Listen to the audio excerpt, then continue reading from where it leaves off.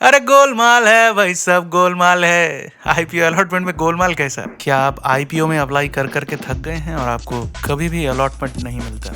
Allotment ना मिलने का कारण क्या है? कितने लोग यहाँ पे हैं मेरे साथ जिनको आईपीओ में अप्लाई करने के बाद भी अलॉटमेंट नहीं मिला है? अलॉटमेंट होता कैसे है? क्लोज डोर के पीछे अलॉटमेंट के पीछे का राज क्या है? यूएस में शेयर्स बाईबैक स्कैम क्या है? आईपीओ में ये कैसे किया जाता है? और क्या हमारे देश में भी ऐसा होता है? इतने सारे आईपीओ, इतने हजार लाखों करोड़ रुपए कैसे जमा कर रहे हैं और क्यों जमा कर रहे हैं? अब आते हैं आईपीओ अलॉटमेंट होता कैसे है। हर आईपीओ में अलॉटमेंट मार्केट लॉट के हिसाब से होता है। कोई भी रिटेल इन्वेस्टर मिनिमम एक मार्केट लॉट के लिए अप्लाई कर सकता है या maximum permissible number of market lots के लिए अप्लाई करता है, और अलॉटमेंट भी इन मार्केट लॉट्स के हिसाब से ही होती है। अब अलॉटमेंट कैसे होता है, इस सवाल पे आते हैं। अलॉटमेंट के दो केसेस होते हैं। नंबर 1, अगर आईपीओ ओवर सब्सक्राइब्ड है। नंबर 2, अगर आईपीओ अंडर सब्सक्राइब्ड है। इसका मतलब क्या है? अंडर सब्सक्राइब का मतलब ये है जितने शेयर्स ऑफर किए गए थे उससे कम शेयर्स के लिए बिड किया गया है। अंडर सब्सक्राइब्ड केस में कैसे अलॉटमेंट होता है? वेरी सिंपल, जितने लोगों ने जो जो बिड किया है उन सबको अपना पूरा अलॉटमेंट मिल जाता है। अब आते हैं ओवर सब्सक्राइब्ड इशू केस में। ओवर सब्सक्रिप्शन दो तरीके का होता है, small over subscription and large over subscription. Small over subscription के केस में सब सक्सेसफुल एप्लीकेंट्स को पहले एक एक लॉट अलॉट किया जाता है और उसके बाद बाकी बचे शेयर्स को प्रोपोर्शनेटली अलॉट कर दिया जाता है। तो इसमें आप देख सकते हैं कोई कॉन्स्पिरेसी की गुंजाइश ही नहीं है। लार्ज ओवर सब्सक्रिप्शन तब होता है जब नंबर ऑफ अवेलेबल शेयर से नंबर ऑफ बिड्स बहुत ज्यादा हो। लेटेस्ट नाइका आईपीओ का ही एग्जांपल देख लीजिए। यहाँ पे रिटेल इन्वेस्टर्स ने 4.82 टाइम्स बिड किया है, और ऐसा रिसेंट सारे आईपीओ में देखा गया है कि सारे लेटेस्ट आईपीओज में बहुत ज्यादा लार्ज ओवर सब्सक्रिप्शन देखा जा रहा है। लार्ज ओवर सब्सक्रिप्शन के केस में कैसे अलॉटमेंट होता है? वेरी सिंपल, सेबी के हिसाब से कंप्यूटराइज्ड लकी ड्रॉ के जरिए। लॉटरी खेले हैं कभी?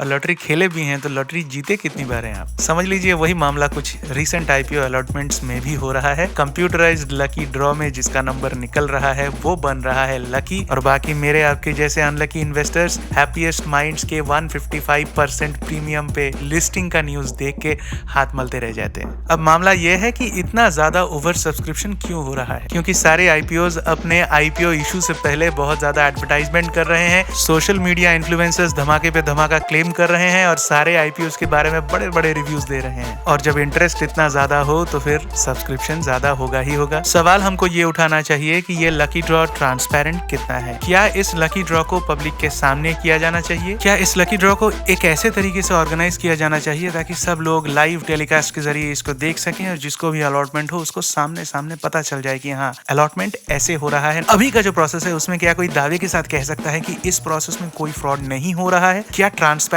है ये प्रोसेस? क्या ऐसा हम कह सकते हैं कि प्रोमोटर या फिर कोई इन्फ्लुएंशियल पर्सन अलग अलग अकाउंट से अलग अलग लोगों के जरिए बिड करवा के ओवर सब्सक्राइब करवा के बाद में रिग नहीं कर रहा है पूरे आईपीओ अलॉटमेंट को? यूएस मार्केट्स में मल्टीनेशनल कॉर्पोरेशंस के खिलाफ बहुत सारे लोगों ने ये इल्जाम लगाया है कि वो लोग शेयर्स के बाईबैक में हिस्सा लेते हैं आईपीओ के जरिए और डिफरेंट मार्केट मैनिपुलेशन टेक्निक्स के जरिए। शेयर बाईबैक क्या होता है इसके बारे में दूसरा वीडियो मैं बनाऊंगा, लेकिन फिलहाल ये कहना सही होगा कि अगर मल्टीनेशनल कॉर्पोरेशंस या फिर प्रोमोटर्स चाहें तो फिर आसानी से अलग अलग लोगों से अकाउंट खुलवा कर उनसे भर के बिड करवा के इंश्योर कर सकती है कि लार्ज ओवर सब्सक्रिप्शन हो जाए और फिर पूरा प्रोसेस कंप्यूटराइज्ड ड्रॉ में चला जाए। और कंप्यूटराइज्ड ड्रॉ कितना ट्रांसपेरेंट है इसको लेके सवाल हम सबके दिल में होना चाहिए, और हम सबको बोलना चाहिए कि आईपीओ में अगर हम इतना पैसा इन्वेस्ट कर रहे हैं उसमें ट्रांसपेरेंसी लाने की जिम्मेदारी किसकी है? सरकार की है, सेबी की है। तो गाइडलाइंस लाई जाएं कि इस प्रोसेस को और ट्रांसपेरेंट किया जाए, लाइव टेलीकास्ट किया जाए इस तरीके के इवेंट्स को और अलॉटमेंट इवेंट्स को, और तभी शायद आईपीओ अलॉटमेंट कंप्लीटली हमारे सामने सीधा साफ हो जाएगा कि कैसे होता है, और हमको ये जवाब भी मिल जाएगा कि कभी हम जैसे लोगों को, मेरे आपके जैसे इन्वेस्टर्स को कोई भी आईपीओ अलॉट हो सकता है या नहीं। लेकिन तब तक के लिए मैं यही गाना गाऊंगा, अरे गोलमाल है भाई सब गोलमाल है, अरे गोलमाल है सब गोलमाल है, सीधे रास्ते की ये टेढ़ी ही चाल है, सीधे रास्ते की ये टेढ़ी ही चाल है, गोलमाल है भाई सब गोलमाल है। अपना ख्याल रखिए, स्मार्ट इन्वेस्टर बनिए, आवाज़ उठाइए, चैनल को सब्सक्राइब कीजिए, आगे और भी वीडियोस बनेंगे।